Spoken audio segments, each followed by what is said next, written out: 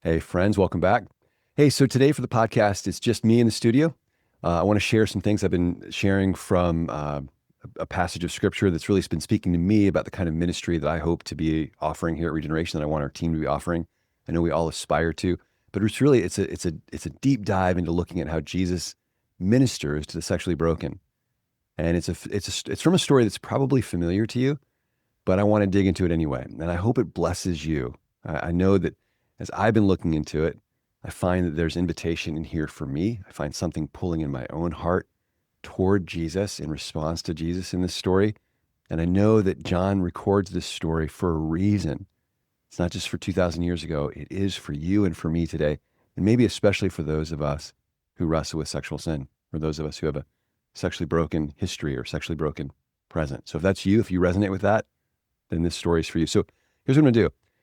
You can read the story yourself in John 4. And so I'm not going to read through the whole thing, but I'm going to give my little kind of version of it and pull from it things that I hope will sit with you. So if you're not familiar with the story, Jesus is traveling with his disciples, and John writes that he had to go through a village of Samaria. He had to go through Samaria, which is interesting right out of the gates, because we recognize that historically, good, pious Jews would often not go through Samaria. They'd actually go around one of two ways, either around to the east or around to the west, to avoid going through Samaria, because, as John writes here in John 4, Jews do not associate with Samaritans.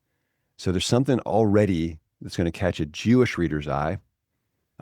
Why did he have to go through Samaria? And what does that mean about him? So here's in John 4. It's the middle of the day. This is the context. He's in the middle of the day. He's hot. He's tired. He's thirsty. He's hungry. So he sits down at this well while his disciples all leave to go get him something to eat, something to drink. And as he's sitting there, a woman of Samaria comes to the well. Now, again, right from the beginning, we have to ask the question, what's she doing there then? Historians would tell us that women would typically not go to a well to draw water in the middle of the day, in the heat of the day. Why? Well, because it means that then they're stopping whatever they would be doing in the middle of the day back at their homesteads, but it also means now they're carrying these big jugs or bags or buckets of water from the well back home in the heat of the day, the hottest part of the day, which is not when they would do it. So she's there in the middle of the day, and we can infer from what comes in this story that she's there for a reason. Now, let me just give a little spoiler alert here. Jesus knows everything about this woman. That becomes clear in this story. And if you're familiar with the story, you already know what I'm talking about. Specifically, that she's been married 5 different times. And she's now with a man. She's living with a man who is not her husband. So what's going on here? Well, we can infer that she's there at the middle of the day because she doesn't want the looks, the sneers, the comments, maybe the ostracization that has been coming from the other women or the other people who would typically gather at the well, the normal times that people would gather. It's not worth it for her to be there with them anymore. So instead of going and bearing through that, she goes when she can be alone. She travels to the well in the middle of the day, does the arduous, hard thing of going in the middle of the day, because it's easier to do that than to endure their scorn. In other words, she's dealing with a deep, deep shame. She's isolated and she's experiencing shame. Now, I know that you've been there. I've been there. Places where in us where we feel like if anybody sees this part of me, or maybe they have seen this part of me, and I don't want people to see it anymore. I don't want it to be called that anymore. I know it feels like crap. I know this part of me. It's miserable. It's horrible. And I don't need other people to see it anymore because I know how other people respond to this part of me. You know what I'm talking about? A part of you like that? Many of us who experience sexual brokenness or who struggle with sexual sin, we know exactly what that feels like. It's horrible, utterly painful. It's better to be alone than to deal with that stuff. Better to be alone. Whenever we find something inside of us saying, it's better that I keep that part of me isolated. It's better for me to be alone than have to deal with that. We know that we are in trouble. We know something is seriously wrong when we find that response coming up in us. It's understandable. It's justifiable. I'm not scorning this woman for that. I get it. What I'm trying to say is this is a horrible spot for her to be in, because back in Genesis 2, we recognize that when God, this is before the fall, before there was any sin or shame, before there was any brokenness, when Adam was alone. God said, out of all the very good things in creation, it is not good for man or for humankind to be alone. It's not good for this person to be isolated, to be alone. That was true then, before the fall, before there was sin, before there was shame, before there was death, before there was brokenness in our relationships. Before all that, it's certainly true now. Certainly true now. So something in her is saying it's better for me to be alone in the middle of the day at the well than to have to deal with the relational collateral and chaos and crud that I receive from other people.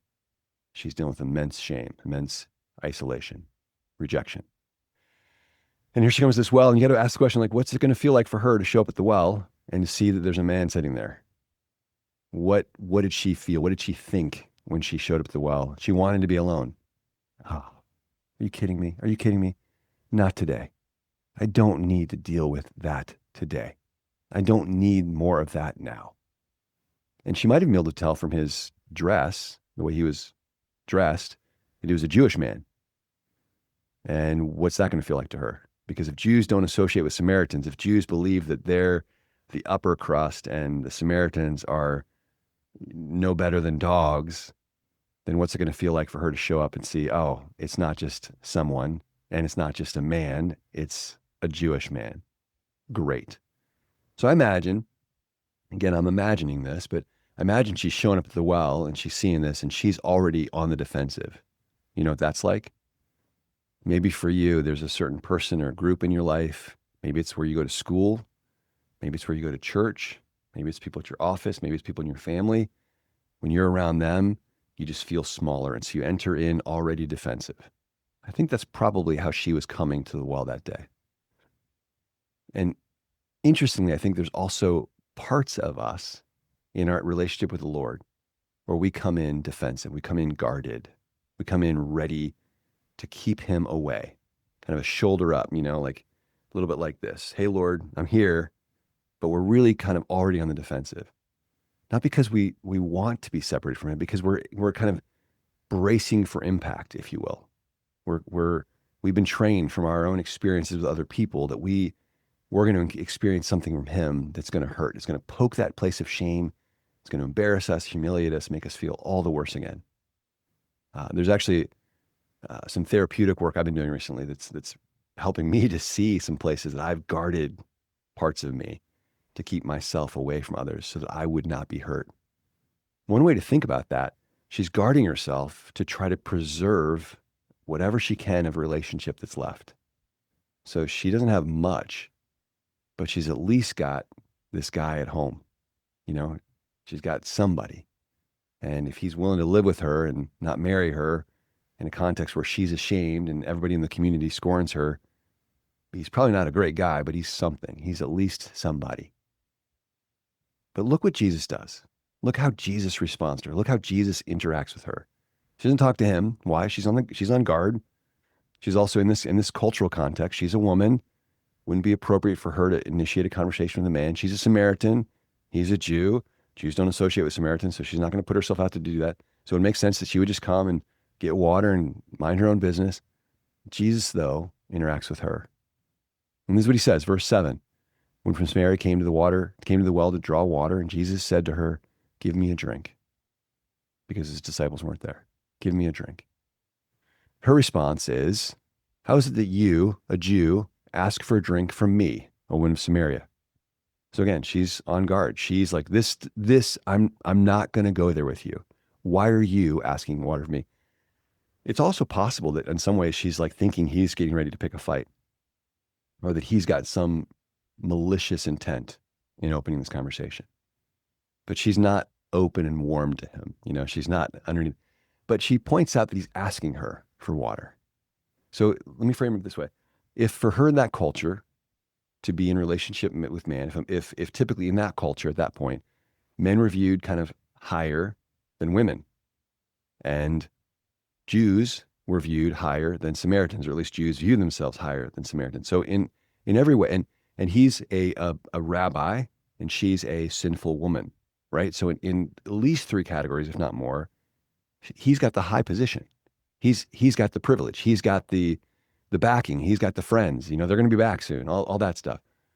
He's got the higher position, and yet he takes the lower position. He goes to the lower place. He has everything. She's got not much, right? But she has one thing he doesn't have. She's got something to draw water with. She's got access to water and he's thirsty. And he leads with that foot. He leads there. He puts himself in the position of the one who needs from someone who has more than he has. Isn't that beautiful? So in what way might the Lord be approaching you today? And you're thinking he's just going to pick a fight for you. Or with you. He's going to do the same thing everybody else has done. When really what he wants to do and what he's willing to do is even take the lower place, asking you for help. And if you think about it, this is actually not the only time in the Gospels that Jesus does this. In fact, his whole ministry is a huge illustration of this. Because Jesus is God made flesh. He is the Word of God made flesh. He is one with God, and he becomes a human person. He is, according to John 1, the creator of all things, including all people. And yet he becomes a human person for their sake. In every way, he is higher than we are, infinitely higher than we are, has everything we don't have, has everything we need. We cannot survive without him. And yet he becomes a human person.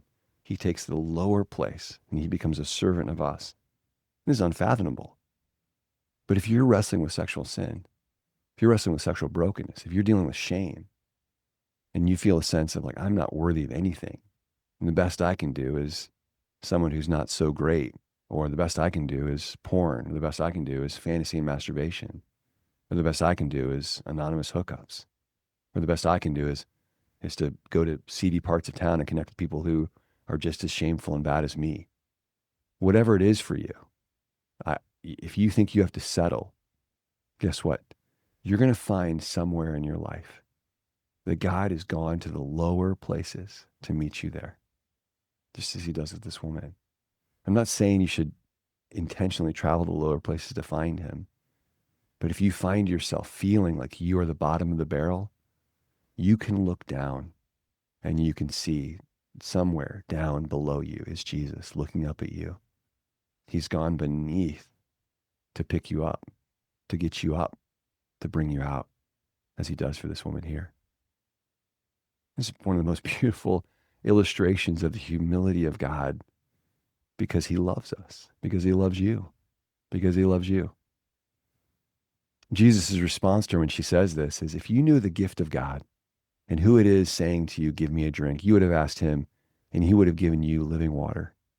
The woman said to him, sir, you have nothing to draw water with and the well is deep. Where do you get this living water? Are you greater than our father Jacob? He gave us this well and drank from himself, as did his sons and his livestock. Jesus said to her, everyone who drinks of this water will be thirsty again. And man, if he's not speaking her language there, she knows that. But whoever drinks of the water that I will give him will never be thirsty again. The water that I will give him will become in him a spring of water welling up to eternal life. And the woman said, and here I think almost that something in her, even though she's been reluctant and defensive, something in her as she's interacting with this one who seems a bit different maybe already than others she's interacted with. I think something in her is almost like jumping out as he says this. Sir, give me this water so I will not have to be thirsty or have to come here to draw water. And I think that line right there, I think that reiterates, I think that confirms some of what we inferred earlier, the idea that she was there and didn't want to be there because it's hard for her to have to come to the well either in the middle of the day or when everybody else is there and to deal with their scorn. Give me this water so I won't have to come here anymore.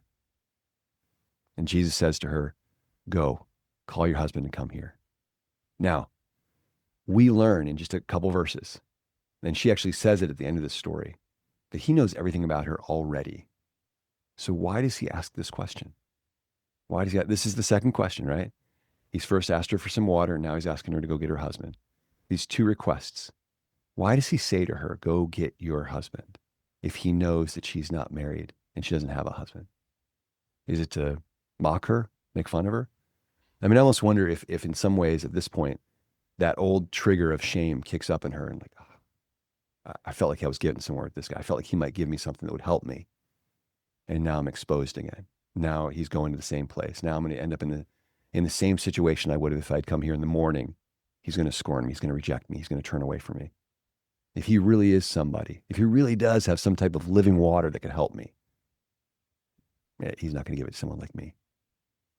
And she responds to him, I have no husband.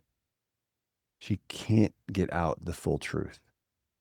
Now, some of us have learned that, and some of you even listening, you beat yourself up because you're not telling other people the full truth. You know you're lying. You know you're giving half truths. And I'm not saying it's good to lie. I'm not saying it's good to deceive other people. It's not. But even as I say that, I recognize a lot of people who lie have reasons they lie. And again, it's wrong to lie. It is wrong to deceive other people. But underneath that, I can also feel compassion. When you're experiencing so much shame about what you're doing or what's happened to you or where you've been, and you think if other people find this out, I'm going to be rejected just the way I was in the past. I'm going to have to experience that all over again. If I bring this up, other people are going to treat me in a certain way and I can't deal with that. Sometimes lying can feel like a survival mechanism. Now, Jesus doesn't leave her there in that half-truth. His response to her is, you're right, you have no husband. In fact, you've been married 5 times, and the man that you're now with is not your husband. There it is. He says it all. Now, let's go back to that question. Why did he ask her to go get her husband when he knew? And then when she can't say the whole truth or chooses not to say the whole truth, he names it in front of her. Why does he do that? Is he exposing her? Is he shaming her? Is he putting her up and kind of saying in front of everybody, this is the truth about you, darn, you deserve judgment. Let's remember the scene. As scandalous as it was that Jesus shows up there and it's just him and just her. This is a scandalous scene, and it's weird that he's talking to her and she knows it because he's a Jew, he's a man, he's holy, she's not. And on the other hand, he has arranged this private, confidential conversation between just her and just him. So when he names what she's done, it's not in front of anybody else. It's not to ridicule her. It's not to shame her. I think the reason he does this is because he doesn't want anything between them. Remember at the beginning of the Gospels when there's the great catch of fish? Peter has a great catch of fish with Jesus, and he falls down in front of Jesus and says, depart from me, Lord, from a sinful man. I think in some ways, Jesus is bringing her to that same space. I want you. And so it's like he's saying to her, I want you to know that I know everything about you. Why did he ask her to go get her husband? Because he wants her to bring her full, true self to him. He doesn't want anything between them. So that when he offers her living waters, when he offers himself, when he engages in love with her, when he treats her with kindness, he wants her to know he's not treating some fiction of her with kindness. He's not treating the mask she's wearing with kindness. He's not treating the defensive part of her with kindness. He's not responding to all the deflective mechanisms with kindness, all that she's learned to survive with kindness. Rather, he sees beneath all of that stuff, through all that stuff. He knows the truth about her, all the brokenness, all the stuff that other people see and scorn her. He sees all of it. And that is the person he's treating with kindness. Now, what about you? What have you been keeping away from other people? What's the truth of your story? What's the truth of your struggle that you've kept even from people who are most near and dear to you?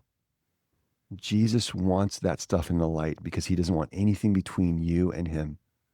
He wants you to experience, not just to know in your head, but to experience in interaction with him that his love for you is complete, it's full, it's everything, it's all of him. It's all of him. Even in, and maybe even especially because of all the truth about which you've dealt with. Now, the story goes on from there. Maybe you need to pause the podcast right there and just sit with that for a minute. Maybe you need to sit in the space of being aware of all the stuff that you bring, all the stuff that you try to contain so that no one else sees it. And sit with that with Jesus and just let him look on that stuff. And to look on you in light of that stuff with kindness in his eyes. An unrelenting kindness in his eyes and a love for you He sees it and he wants it out in the open, not to shame you, but so that you can experience his love even with that there. And maybe even especially because that's there. And the story goes on from there. I don't know if she deflects here or if there's something, a deeper longing stirring in her that starts to spill out here. So he's just told her all the truth. And she says, "Sir, I perceive that you're a prophet." And she goes into this, "Our fathers worshiped on this mountain, but you say that in Jerusalem is the place where people ought to worship." Jesus said to her, "Woman, believe me, the hour is coming when neither on this mountain nor in Jerusalem will you worship the Father. You worship what you do not know. We, the Jews, worship what we know, for salvation is from the Jews. But the hour is coming and is now here, where the true worshipers will worship the Father in spirit and truth. For the Father is seeking such people to worship him." Let's go back what I said at the very beginning of this podcast. Jesus had to, John writes that Jesus had to go through Samaria. Why? Because he was in a hurry? I don't think so. Because he couldn't go around? I don't think so. Why did he have to go through Samaria? Because the Father told him to. Because the Father is seeking people like this to worship him. Like what? Like her. Like her. He is seeking true worshipers like her. Wait. How is she a true worshiper? She's been married 5 times and now she's with someone who's not her husband. Hold on. The story's going there. He goes on, "God is spirit, and those who worship him must worship in spirit and truth." The woman said to him, "I know that Messiah is coming, he who is called Christ. When he comes, he will tell us all things." So again, I said, I don't know if she's kind of like deflecting and saying, "Hey, I want to get away from the sensitivity of talking about me and my sin," or something deeper is being stirred up in her. It's possible that this whole conversation about like, you Jews say we can't worship here, but we used to. And now I know the Messiah is coming. He'll explain it. Is it possible that part of what's getting stirred in her, even if she doesn't understand why, is I want God. I want to worship God. I want Messiah. I don't want to be on the outside anymore. I want to be on the inside. I think some of that's happening in her in this moment. She wants a deeper water than what she's experienced in this community that's rejecting her, and even the physical water of the well. And Jesus said to her, "I who speak to you am he." Okay, a couple things about this. Number one, this is the first time in the Gospel of John that Jesus reveals to someone and right straight out, that he is the Messiah. It's the first time in the book of John. Who did he choose to reveal himself to? Who did he choose to open up and reveal it all to? This is who I am, this woman. Remember what I said a minute ago, in this confidential, private place that he has orchestrated to be with her, he brings the full truth of her out in front of her, beginning with the full truth of her sin. And he responds in kind. This has been true about you. This is true about me.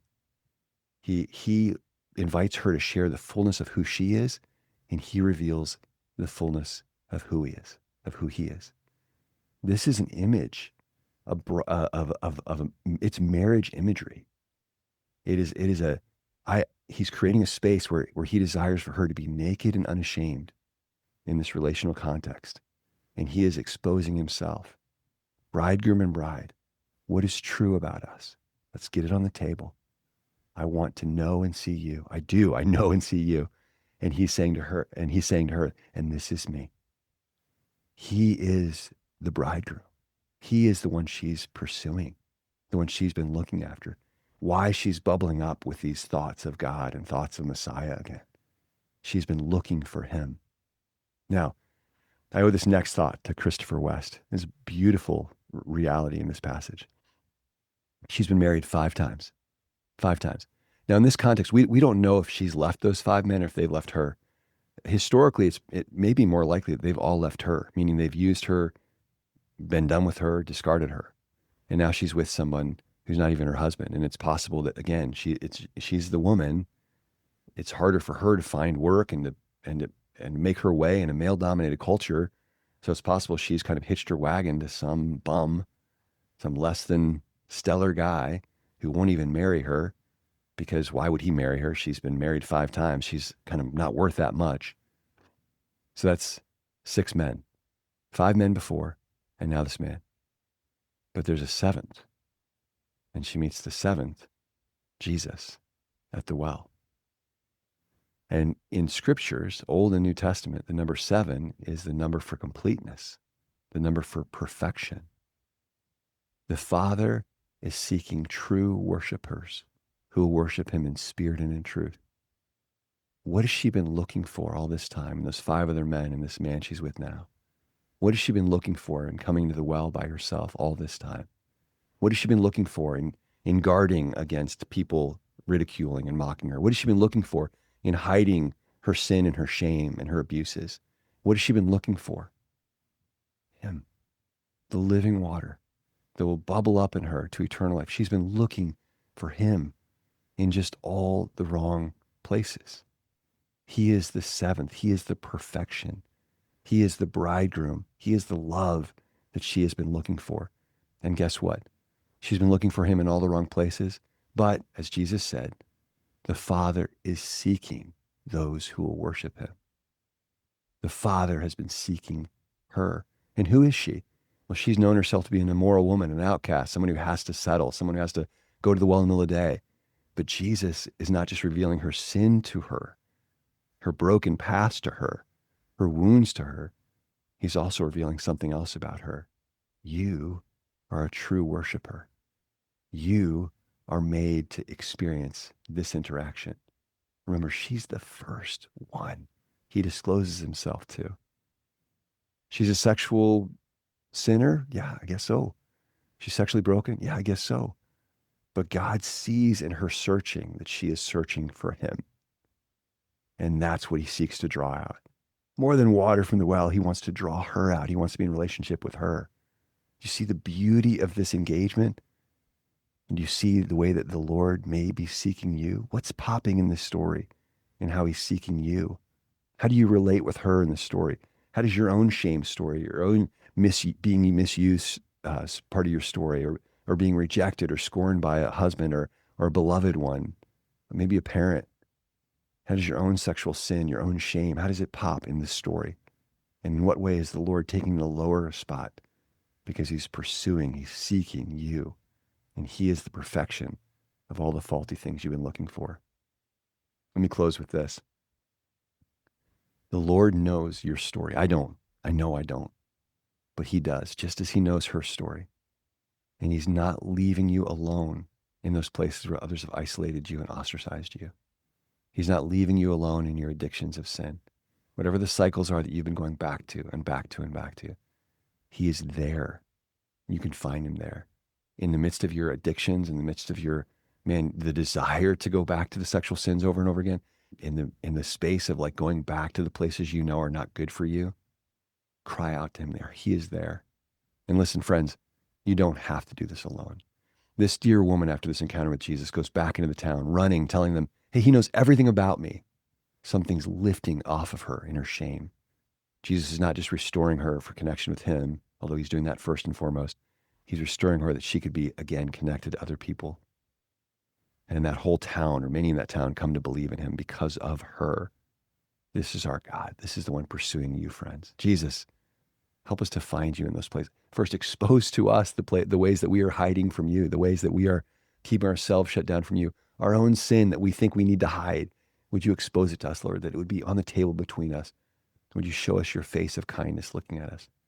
Would you help us to trust you, Lord, with who we are and hear from you who you say we are? Lord, I pray for any listener right now who believes themselves to be something less when you see in them that they are a true worshiper who's just been seeking you in all the wrong places. Lord, would you turn their gaze up from the things they've been looking at to behold you? I ask this in your name, Jesus, for their good, for your joy, for your glory now and forever. I pray it, Jesus. Amen. Thanks, friends. Good to be with you today.